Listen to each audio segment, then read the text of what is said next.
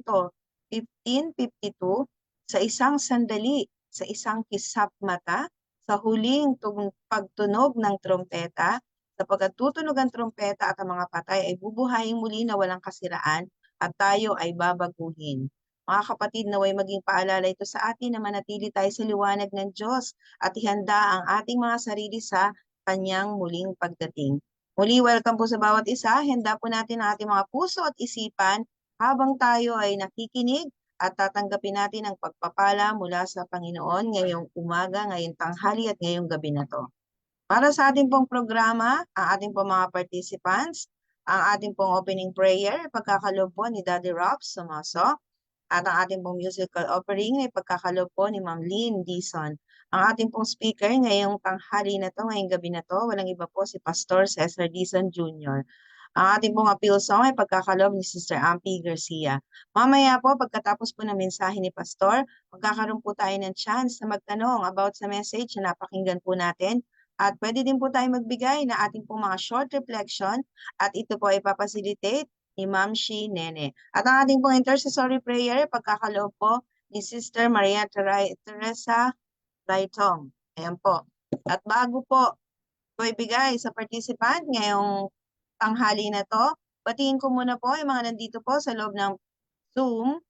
Andyan po, unang-una sa aking screen, andyan po si Ate Annie Barrios, andyan po si Nanay Lucy Dungo, and of course, si Ate Edna Montehermoso, andyan din po ang ating Ma'am Shi Nene, ang G po Filipino SDA, si Ate Susan Garulacan, and of course, si Sister M. Scalica, andyan din po si Ate Raquel Humitilco, and of course, ang ating pong speaker ngayong tanghali ngayong gabi na to, walang iba si Pastor Cesar Dizon. And of course, andyan din po si Sister Jenny Valdez, at si Sister Maria Teresa Laitong, and si Ate Annalyn Pines. Andyan din po si Brother Fillmore Enriquez, at si Jenshin, tama ba ako? Jenshin Impact. Ayan po. Ibigay na po natin para sa ating pong opening prayer. Daddy Rob Sumaso. Parang wala pa si Daddy Rob. Hilingan natin si Ate Susan. Ayan po. Ate Susan, pwede pong ikaw po ang ating pong opening prayer. Ate Susan Garulacan.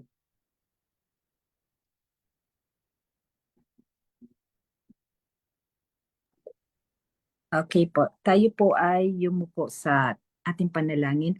Ang maraming banal na nasa mga langit, kami po ay nabibigay papuri sa inyo at lalapit po ang aming pag-aaral sa araw na ito. Salamat po sa inyong biyaya, sa inyong kabutihan, sa inyong pagmamahal. Salamat po sa pagkakataon na kami po ay laging binibigyan ng oras na at mga pamamaraan na kami po ay makapagtipon, bagamat kami po ay magkakalayo sa isa't isa sa pamamagitan po ng technology. Kami po ay nagkakasama upang mag-aral ng inyong banal na salita. Kami pong ilalapit sa inyo ang mga puso at isipan namin na mabuksan sa pag-aaral ng sa gayon. Amin pong namnamin ang bawat mensaheng ipararating ng inyong paglingkod sa araw na ito, si Pastor Dizon. At kami po ay sa kabuhayan ang mga aral na aming maririnig. Ang aming po mga kasama na wala pa po sa meeting ay inyo pong gabayin din at saan man sila naroroon at bigyan din po ng pagpapala gaya ng mga pagpapalang ipagkakaloob niyo sa amin. Naway kami rin po ay maging pagpapala at ilaw sa mga tao sa paligid namin, lalong-lalo na sa mga hindi pa po nakakakilala sa inyo at nakakakita ng liwanag. Ano man pong aming mga pagkukulang, pagkakasala ay inyo pong patawarin at tulungan po kaming maging matibay sa aming pananampalataya hanggang sa muli. Ang lahat ng ito ay amin pong ipinananalangin sa matamis na pangalan ng Panginoong si Jesus. Amen. Amen. Maraming salamat po, Ate Susan, sa inyong pong panalangin. Bigay na po natin kay Ma'am Lynn Dizon para sa ating pong musical offering.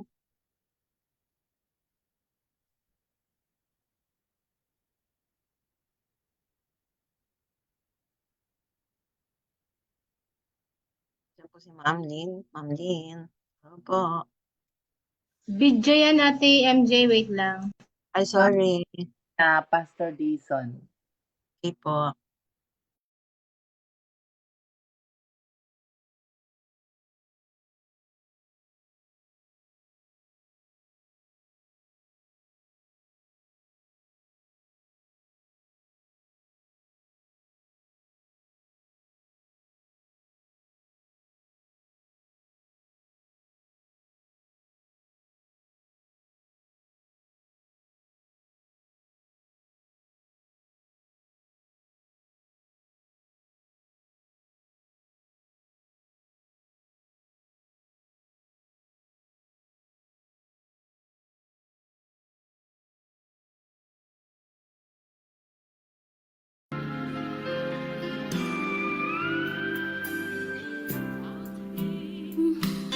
I could do nothing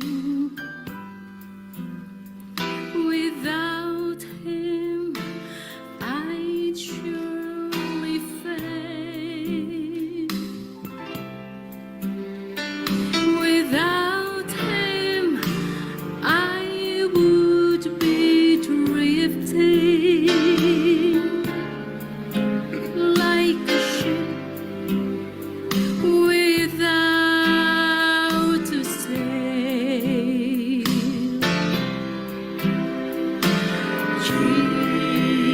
Jesus, oh Jesus, do you know him today? Please don't turn him away, oh Jesus, oh Jesus. Without him, how lost I would be.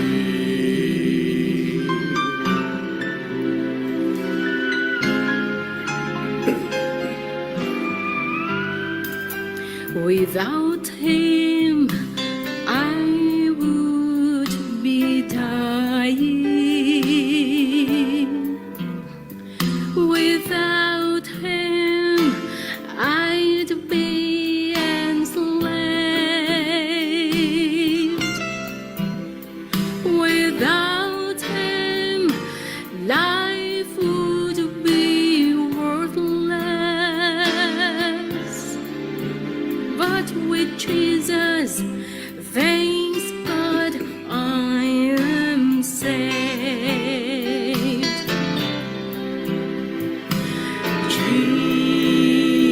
Jesus, oh Jesus, do you know him today? Please don't turn him away, oh Jesus, oh Jesus.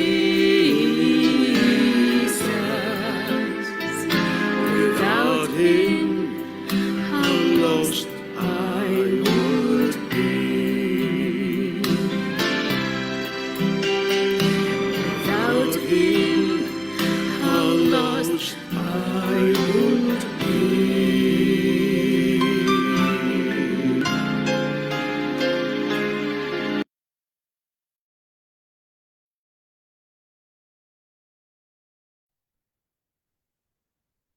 Amen. Maraming salamat po, Ma'am Lindison at si Pastor.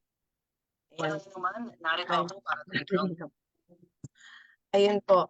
Pagkakataon pong ito, wait lang po Batiin ko muna po yung mga humabol po dito sa ating Zoom. Ayan. Andyan po si Sister Sheila Bertodaso and of course, si Ate Wilma Kadaeg. Andyan din po si Brother Jesse Obrero. Ayun po. So ngayon, tayo po excited dahil makakasama na naman po natin ang ating pong lingkod na magbabahagi ng salita. Ang kanya pong topic ay Final Trumpet. Kaya habang may oras pa, ihanda natin ang ating mga puso at buhay sa Panginoon. At ngayon, buong galak po nating tanggapin ang ating pong speaker, si Pastor Cesar Dison Jr. Pastor, nasa inyo na po ang pagkakataon. Magandang gabi po sa inyong lahat. Magandang tanghali. O siguro dyan ay mga alas 11 na halos sa inyo sa gabi pong ito. At dito po sa amin ay 7:25 na po ng gabi. Alam po ninyo, pagkatapos ko po dito magsalita, may isang Zoom pa po ako nito. Yun na may oras ng alas 9 dito sa amin. Diyan sa inyo ay alas 12 na ng tanghali. Kaya nga po sa isang araw, minsan nakakadalawa, 3 beses ako mag-zoom. Kagabi, meron akong 2 Zoom. Sabi ko naman, hanggat ako po ay nagsasalita pa, may boses pa, magpapatuloy tayo sa pagsasalita para po sa Panginoon. Sa muli po, magandang tanghali sa inyong lahat. Magandang gabi. Hinihiling ko lang po sa inyo, kung maaari po ay buksan ninyo ang inyong pong mga video. At alam nyo mga kapatid, kagagaling ko lang po sa aking ubo at sipon sa loob ng 2 linggo, 3. At meron pang konti ngayon, pakunti-kunti na lang. Pero tuloy ang ligaya sa paglilingkod sa Panginoon. Ang ating pong topic o pag-uusapan po ngayon ay the final trumpet. Gusto ko po itong topic na ito. If I'm not mistaken, parang ako yata ang pumili nito. Una lateran, tapos ito. At ang pag-uusapan po natin nito ay napakahalaga. Trumpet. Trumpet. Tayo muna po'y manalangin. Ama, kami po'y mag-aaral ng inyo pong mga dakilang salita. Inyo nawa kami pagpalain at tulungan na maging malinaw ang aming pakikinig at magiging mas maayos, mahusay ang pagbigay liwanag ng inyong salita at buksan ang aming mga puso na maunawaan po namin habang kayo magsasalita sa amin. Ito po yung aming pinasasalamatan sa pangalan ng aming Panginoong si Jesus. Amen. Okay, the final trumpet. Alam niyo mga kapatid, sa Biblia, pagkapag-usapan po natin ang trumpet, napakahalaga po yan. Sa mga Hudyo, meron po silang 9 festivities sa Biblia. So meron ng Feast of the Trumpet, Feast of the Tabernacle, at isa doon sa siyam ay Feast of the Trumpet. Ang Feast of the Trumpet ay napakahalaga ito sa kanila sapagkat 1 week nila itong ginagawa. At di lang po yun mga kapatid. Ito yung panahon ng kahindik-hindik. Sapagkat sa Biblia ay ginagamit ang trumpet sa maraming kadahilanan. Halimbawa po, sa aklat ng Numbers, chapter 29 verse 1, sabi dito ng Panginoon message to galing sa Panginoon talaga mismo. On the first day of the 7th month, you shall have a holy convocation. So banal na pagpupulong. You shall not do any ordinary work. It is a day for you to blow the trumpet. So ang trumpet ay nangangahulugan ng sama-samang pagsimba sa Panginoon. Holy convocation. Leviticus 23:23-24, sabi naman, in the 7th month, on the first day of the month, you shall observe a day of solemn rest. So dito na naman, rest naman ang pinag-uusapan. A memorial proclaimed with blast of trumpet, a holy convocation.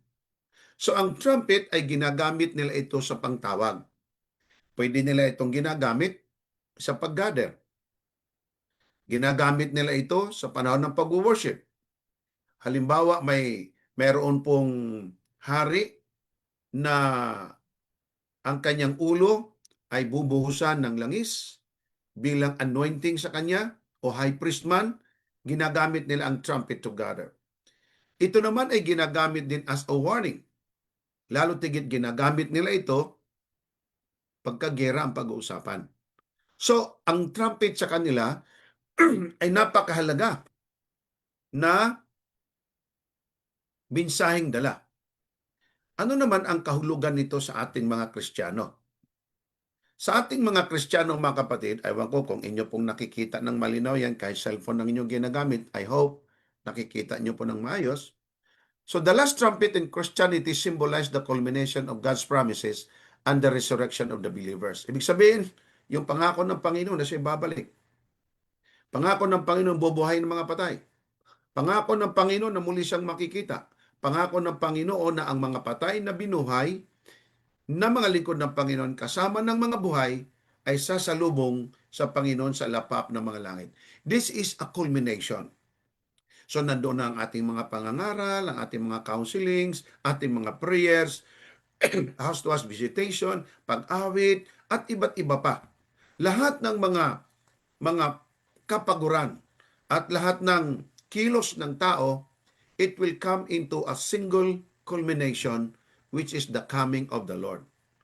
So ang mga significance of the last trumpet, ito po yon. The last trumpet is often associated with the return of Christ and the gathering of the faithful.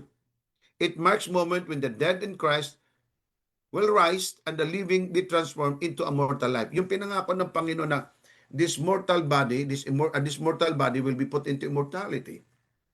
At ang katawang nabubulok na ito ay mailagay sa katawang di na nabubulok. Yan po ang sinabi ng Panginoon. At ang the last trumpet, that is the significant, one of the significance of that, ang the last trumpet of God is the beginning of eternal life. Kung atin pong titingnan ang biblical context nito, okay? Context and the content. Pag sinabi natin context, ito yung konting background ng kung ano ang sinasabi ng Biblia. Ang trumpet sa Biblia, ulitin ko, this is a very powerful symbol of divine intervention, indicating a transition from temporal existence to eternal reality. Ang mga Israelita galing sa pagkabihag sa Egypt, sila'y naglalakbay patungo sa ilang. Natandaan natin, patungo ito hanggang Kanaan. Tayong mga Kristiyano naman ay lumabas, umalis dito sa Egypt o Babylonia o makamundong bagay, tayo po'y naglalakbay patungo sa ilang. Habang tayo'y nagbabiyahe at naglalakbay mga kapatid, maraming challenges dyan. Ang challenge actually sa panahon ng Israelita hindi yung gutom o uhaw o takot. Ang napakalaking challenge talaga nila sa kanilang pagiging alipin sa mahabang panahon, mahigit 400 years. Ang kanila bang pananalig, pananampalataya, paniniwala sa Diyos ay totoo hindi? Alam niyo po, sa mga Israelita, mayroon pong ipinanganak na ang nanay ay Egyptian, ang tatay Hudyo. O kaya ang tatay ay Egyptian, ang nanay Hudyo. Ang kanilang anak na mga ipinanganak, mga mistiso. Dahilan sa takot sa 7 plagues, sumama ang mga mistiso at sumama ang mga mistisa. Ang malungkot pa dito, sumama pati yung mga Gentiles na hindi man lang nila nakilala ang Panginoon, sa takot lang sumama sa grupong umalis galing Egypt. Ang ating iglesia ay napakaraming taong ganong klase. Sumama kasi sumama sa pangkalahatan. Damay-damay lang. Sumama sapagkat dahilan sa takot. Sumama dahilan sa may nag-invite. Sumama dahilan sa masaya to grupo. Sumama dahilan sa kasi nakita nilang kapangyarihan ng Panginoon. Nakita nilang 7 salot. Ito ang nagdala sa kanila kung bakit sila lumabas. At noong pinatunog ang trumpeta sa pamagitan ng hudyat ni Moses through Joshua, lumabas sila galing sa kanila pong temporaryong pagkabilanggo, ngunit pinalaya at nakarating sa lupang pangako, pero hindi po nakasama ang first generation na lumabas. Yung ipinanganak na lamang ng 20 years old pataas, yun na lamang ang nakapasok sa lupang pangako. Ang original generation na nakapasok, 2 lang out of millions. Si Joshua lang at saka si Caleb. Mismo ang leader na si Moses, hindi malang nakapasok. Sa ating iglesia, napakalaking mensahe.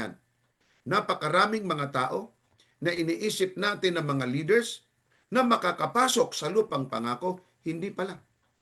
Maraming mga taong iniisip natin na mga ligtas, hindi pala. Marami tayong inaakalang mga taong makakapasok sa lupang Kanaan, hindi pala.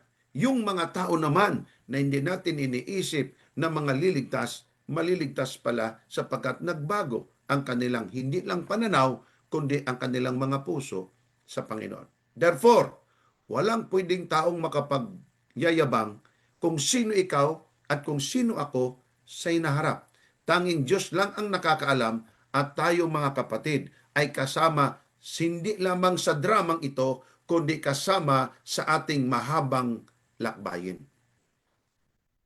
Ang problema mga kapatid sa maraming mananampalataya po ngayon, napakarami po sa atin ang bumabagal ang lakad, ang iba hindi na talaga lumalakad, sa kadahilanan mga kapatid ay ang mga tao ay pwedeng masilaw sa salapi, masilaw mga kapatid sa alok ng mundo, o dili ba kaya ang dahilan ay siya, ako, ikaw, tayong lahat ay marahil pagod na sa napakaraming kapaguran, kahirapan dito po sa lupa. Kumbaga, surrender na lamang.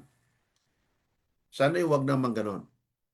Ang Feast of the Trumpet o trumpet sa Biblia, always associated o link ito siya sa tinatawag natin na mga significant Jewish festivities or feasts or Jewish calendars of any important activities. Ito po ay nag-i-emphasize ng eschatology. Ang salitang eschatology ay galing sa Greek word na dalawa, scatos at logos. Ibig sabihin, study of the chronology of the last days events. Ang Biblia ay malinaw na nagsasabi kung ano ang mga pagkasunod-sunod. Ang malaking problema lamang, maraming Adventista o mga Kristiyano, alam natin ang sinabi ng Biblia, alam natin ang pagkasunod-sunod, walang pinagkaiba sa mga taong Hudyo. Ang alam nila ang Biblia, alam nila ang Kristo darating, saan ipanganak ang Kristo, sa pasabsaban, sa ganitong panahon at pagkakataon, dumating ang Kristo, hindi rin po nila welcome. Bakit? Una, ang mga puso ay nagapos kung anong offer na posisyon sa sanglibutan, o kung ano mang takot, o ano mang yabang, o ano mang mga bagay na pinagkakabisihan. In the long run, ang nangyari, mismo ang tagapagbigay ng buhay ay kanila pang naipako sa cross. Kung inyong titingnan ang biblical context ng trumpet sa Biblia ay napakahalaga. Titingnan natin po ang theological significance naman. Ang theological significance nito sa Old Testament, ang trumpet po ay this is a powerful symbol of divine intervention and the fulfillment of God's promises, as I mentioned a while ago. The trumpet also the significance of the trumpet is the sounding of the trumpet is a call to readiness and vigilance. Ito po yung panawagan sa inyo, sa akin, sa ating lahat. Ang ating bansang Pilipinas ay nagkakagalo na sa napakaraming mga political arena, sa napakaraming mga nangawalang pera, sa napakamahal na gasolina, krudo at iba pa, sa napakaraming mga na-lay-off sa trabaho at iba pa. So, pagka ang trabaho ay kumukunti, ang mga try na li-lay-off, ano ang ang gagawin ng mga tao? Dadami ang krimen tulad ng mga pagnanakaw. Siyempre sa pagnanakaw, sugal buhay din naman. So ang mangyayari, pwedeng pumatayan. So daming mapatay o kaya pumatay. So dadami ang mga taong mabibilanggo. Pagkadami ang taong mga mabibilanggo, dadami ang tao sa bilangguan, dadami na naman ang papakainin. At kung kinukurakot pa mismo ang pera na ipapakain, mismo ang mga bilanggo na nga ang kalooban, pati na ang kaisipan, pati na rin ang kanyang buong pagkatao, pati ang kanyang pagkain, kawawa pa. Kaya nga po, tinutukoy sa atin ng Biblia na ang trumpet is a sound of readiness and vigilance. Kaya lang sa totoo lang po mga kapatid, kahit kayo po ang magtanong sa inyong mga sarili, sa aking sarili, tayo po ba talaga ready na? Tayo po ba talaga ready na? Alam niyo po, masabi ko ito lagi, isa sa lugar na kung saan maraming pinipiki ang mga Kristiyano, let's say, sa Seventh-day Adventist Christian community, pinipiki ang sarili. Pagpunta sa simbahan, nakasuot ng maayos, parang banal kong tingnan, nakasmile dito, nakasmile doon, kumusta dito, kumusta doon. Nakikita ang totoong buhay at pag-uugali pagdating sa bahay na. Nafi-filter ang pag-uugali sa loob po ng simbahan. Kasi doon, happy Sabbath sister, happy Sabbath brother, hindi masama yon, mabuti. Kailang mga kapatid, Tayo ba'y ready? Hindi lamang outside na nakasmile, inside, kumusta naman? Halimbawa po, tulad ng ating mga pananambahan Miyerkules ng gabi, marami sa mga tao ngayon hindi na nagsisimba sa Miyerkules ng gabi, Biyernes ng gabi. Pupunta sa simbahan, alam naman ang oras ang Sabbath School, late sa Sabbath School. Pagdating sa simbahan, pag-upo, humihikab agad, napapagod, inaantok. Pagkahalimbawa, nasa simbahan na, kumukuha ng cellphone, nagtitext naman, nagfi-Facebook naman, nanonood naman, walang ginagawa, hindi rin nakikinig sa sermon. Hindi pa tapos ang sermon, pumupunta na sa pintuan, pagka mag-closing song, labas agad. Hindi na bumabalik sa AY. Pagdating sa mga ikapu at mga handog, hindi naman tapat at nagtatapat. Ito pa ang masaklap. Ang sakit noon at hanggang ngayon nagpapatuloy yung pagkatsismuso at pagkatsismusa, pagkaintrigero at pagkaintrigera. Hindi naman madalanginin, hindi rin palabasan ng Biblia. Kayo daw ang magsumada total mga kapatid sa ating magawa since ang tao ay hatulan ayon sa mabubuti at masasamang mga gawa. Palagay ninyo pagka dumating ang Panginoon, kung ang trumpet is about readiness, tanong ko sa inyo, hindi kaya tayo maiiwan? Hindi pa kasamang ugali mo yang magalitin, matampuhin, hindi lang makumusta, hindi lang mapangusta, hindi lang ma-text o matawagan, sobrang nagsama ng kalooban para ng katapusan ng mundo. Yan po ang nakakalungkot. Kaya kung titingnan nyo ang theological significance about the trumpet, napakalaga. It's talking about vigilance. Alam nyo, mapatid, madali pong magwardya. Okay, 4 hours ka, 4 hours ka rin. Palitan kayo. Madali yan, kahit araw-araw pang gagawin. Pero alam nyo yung vigilance na tinutukoy ng Biblia? Yung atin pong pagbabantay mismo sa ating mga sarili. Huwag lang po kayong sumamang yung loob, mga kapatid. Tulad po nitong atin pong ginagawa po ngayong pananambahan na katulad ng ganito. Nakikinig ng sermon, pero kung ano-ano naman ang pinagagawa, hindi nakikinig talaga ng diretsuhan sa salita ng Panginoon. Kaya ang nangyayari mga kapatid, simple lamang, hindi tayo nakakapag-concentrate. Ilang bisis pa mauulit itong ganito. Ilang bisis pa mangyari at mangyari ito. So, kung ano ang ating ginagawa minsan, pagkapaulit-ulit nagiging repeat, ang ito po'y nagiging ating pong habit. So, para sa atin, yung pong pananambahan, hindi ganun kahalaga. Pero kung halimbawa, sasabihan tayo ng Panginoon na, ikaw, Dison, 1 linggo ka na lang, patay ka na.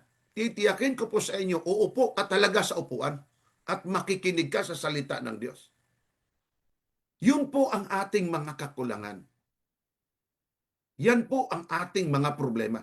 Sa pagtanong ko sa inyo, kung sasabihan ka ng doktor, 5 araw ka na lang, anong gagawin mo sa 5 araw? Facebook ka pa rin ng Facebook, panood pa rin ng television. Baka siguro araw-araw fasting ka o kaya once a week o once a day may fasting ka. Siguro almusal pa rin hapon na depende. Tayo po ay gumagawa ng may kabanalan sapagkat alam natin tayo mamamatay na. So ang tanong, kumusta yung word ng vigilance sa buhay mo at sa buhay ko tayo bilang tao?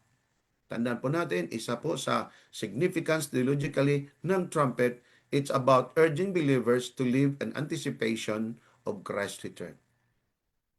Sa Old Testament po, again, ang parallels po ng tinatawag natin na trumpet, again, as I've said, it's about calling assemblies, signaling about war, announcing about significant religious events tulad ng pagpahid o kay pagbubo ng langis na banal para sa mga pipiliin ng Panginoon.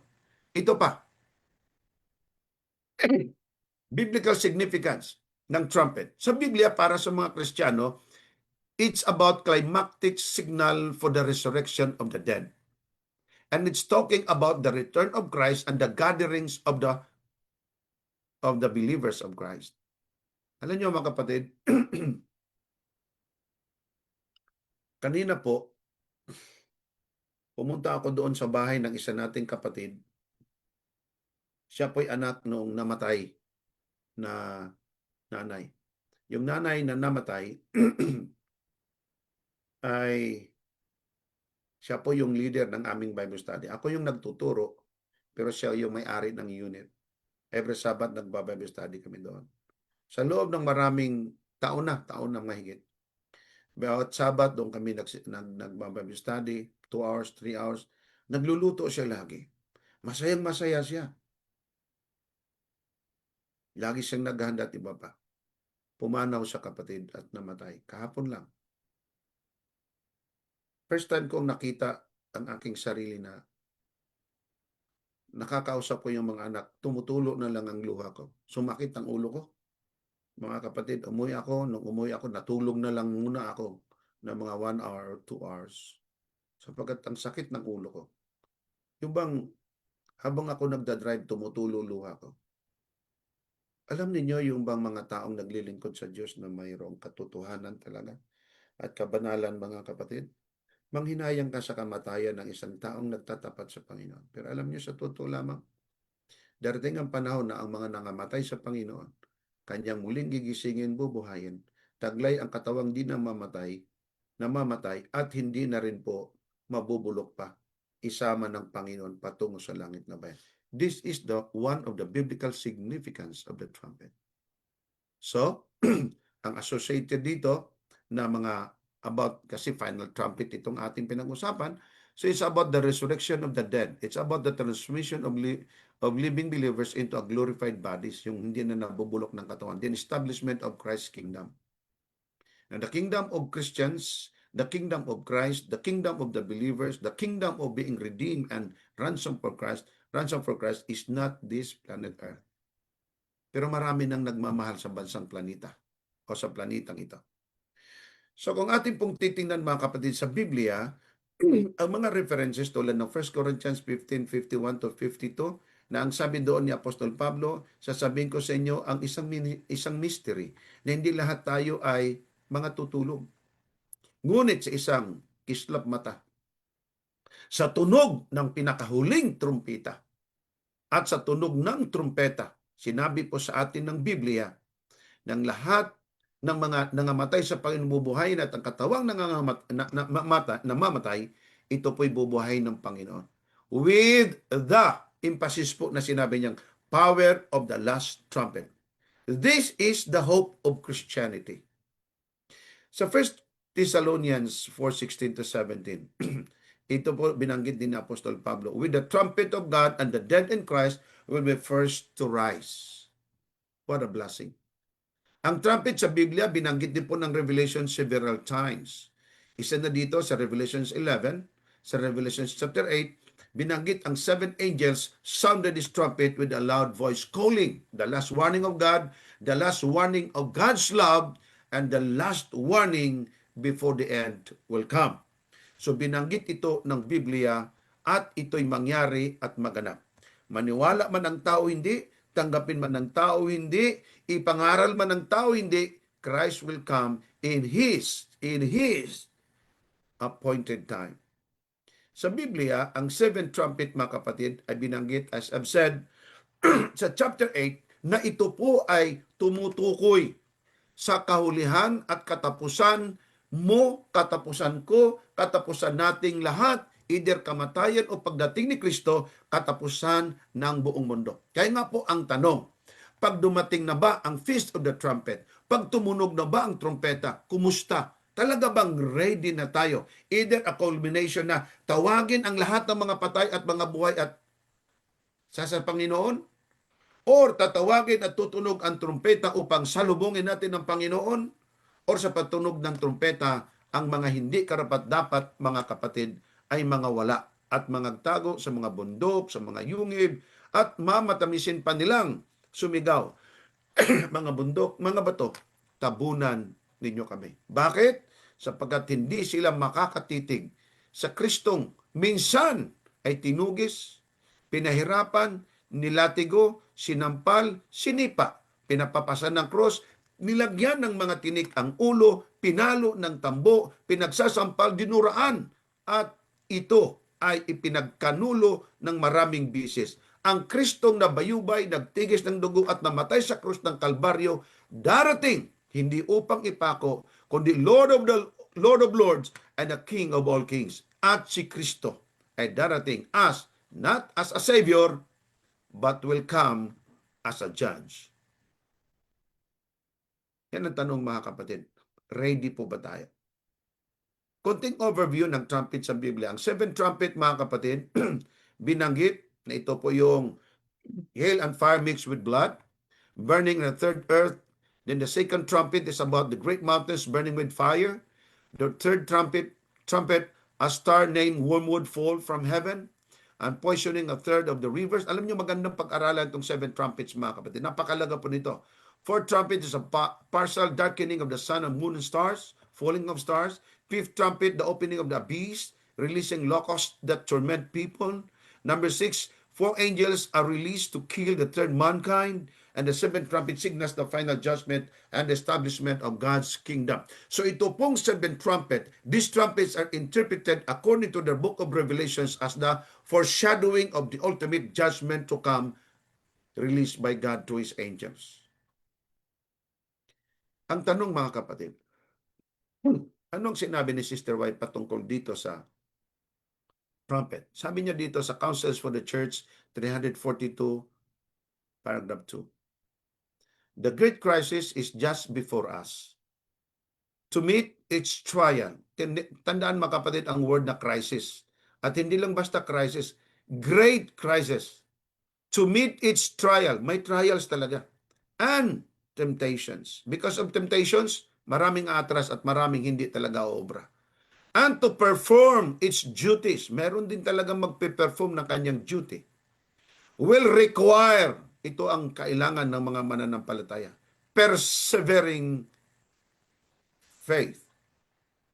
But we may triumph gloriously, not one watching, praying, believing soul will be ensnared by the enemy.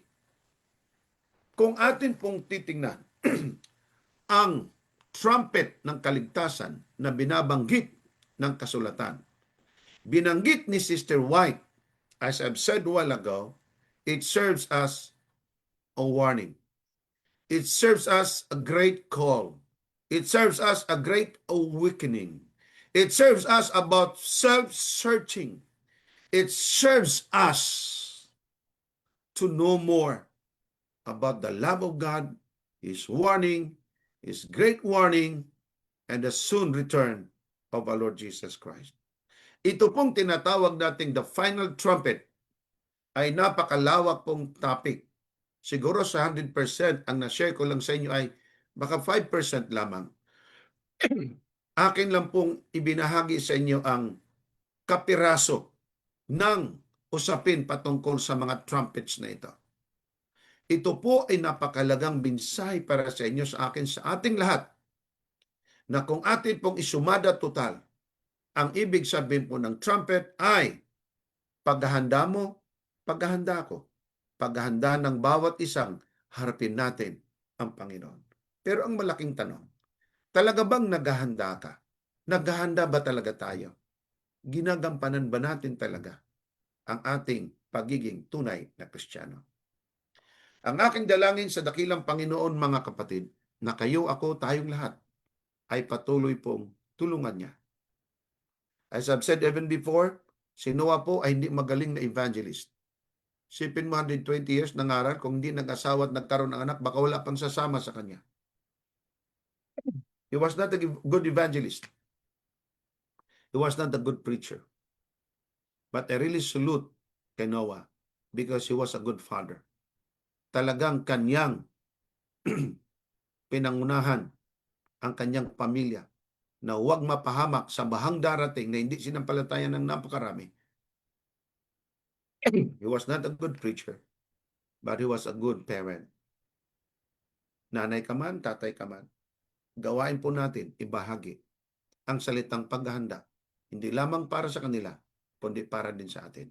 May the Lord bless us. Ito po ang aking dalangin at kunting pagsishare para po sa ating topikong the final trumpet. May God bless us. This is my humble prayer. Amen. Amen. Amen. Praise God. Amen. Bilang tugon po sa mensahe natin pong napakinggan, bigyan po natin ng panahon kay Sister Ampi for our appeal song.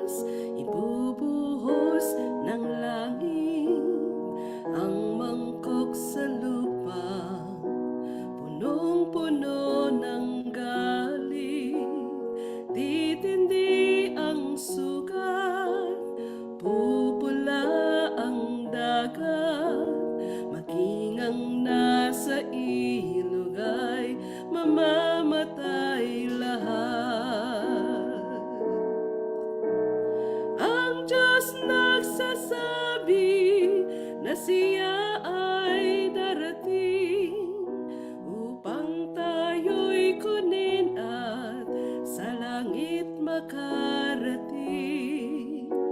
Mawawala ng hirap, lungkot ay mapapawi.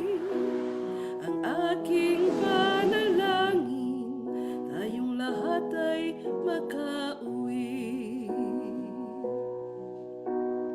Darating ang oras, ibubuhos ng langit ang mangkok sa lupang punong-puno ng galit. Titindi ang init ng araw na walang katulad. Lahat ng nasa hula ay pawang matutupad.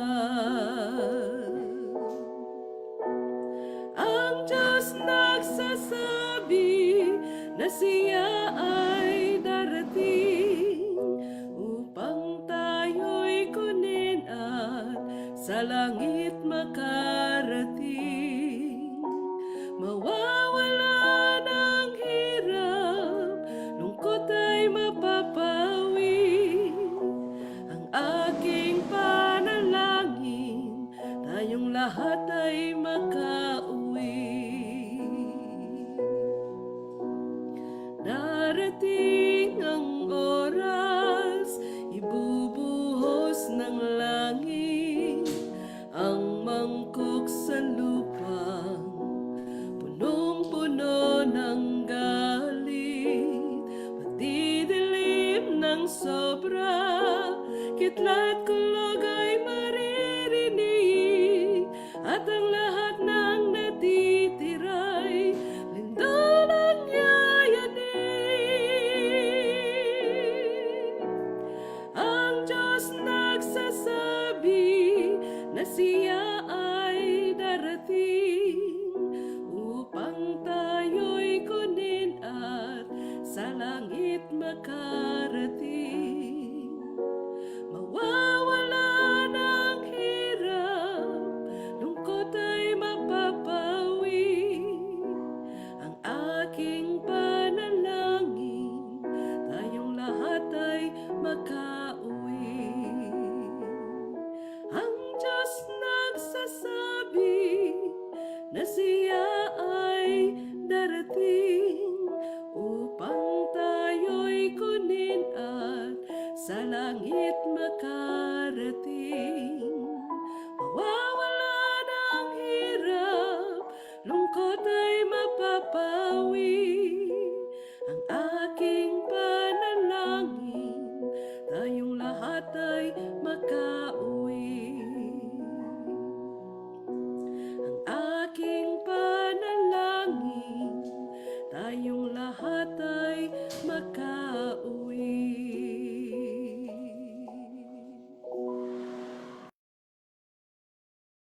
Amen.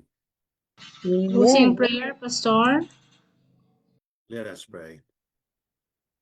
Mapagpalad dakila naming Diyos na nasa langit, pinasasalamatan po namin kayo ng lubos sa inyo pong kabutihan.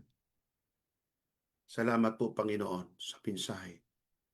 Maiksi man o payak, aming pinasasalamatan sapagkat muli kaming ginigising at pinaalalahanan sa kabila ng kahirapan, kasalatan, maraming pagsubok, mga tukso, at marami pang mga bagay na kung titingnan ay nagpapalayo sa amin sa inyo pong pagtangkilik.